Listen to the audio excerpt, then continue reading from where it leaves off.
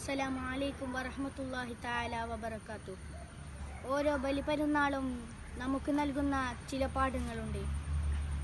മഹാനായ ഖലീലുല്ലാഹി ഇബ്രാഹിം നബി അലൈഹിസ്സലാമിൻ്റെയും പ്രിയ പത്നി ഹാജറ ബീവിയുടെയും മകൻ ഇസ്മായിൽ നബിയുടെയും സഹനത്തിൻ്റെയും ത്യാഗത്തിൻ്റെയും അനുസരണയുടെയും പാഠങ്ങളാണ്.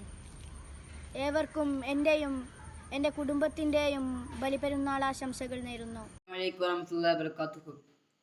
നമുക്കറിയാം, സർവ്വലോക സൃഷ്ടാവും രക്ഷിതാവുമാണ് അള്ളാഹു. അവനെ മാത്രമാണ് നാം ആരാധിക്കുന്നത്. ഈ ലോകത്തോട് നാം വിടുമ്പോൾ ആദ്യമായി കേൾക്കേണ്ടത് അവന്റെ പേരാണ്. ഈ ലോകത്തോട് വിട പറയുമ്പോൾ അവസാനമായി പറയേണ്ടത് ലാ ഇലാഹ ഇല്ലല്ലാഹ് എന്നാണ്. നമ്മുടെ ഓരോ ചലനവും അവന്റെ ഇഷ്ടവും പ്രീതി നേടാനുള്ളതാണ്. അവൻ നമ്മെ എപ്പോഴും കാണുന്ന ബോധം ഉണ്ടാവുമ്പോഴാണ് നമ്മുടെ ഈമാൻ എടുത്തിട്ടാവുക.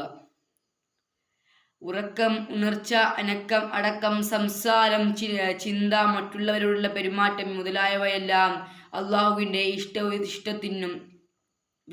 ഇഷ്ടത്തിന് വേണ്ടിയുള്ളതാകാൻ നമുക്ക് കഴിയണം.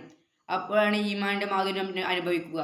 ഇത്രയും പറഞ്ഞുകൊണ്ട് എൻ്റെ ഈ വാക്കുകൾ വിരാമം കുറിക്കുന്നു. അസ്സലാമു അലൈക്കും വറഹ്മത്തുള്ളാഹി.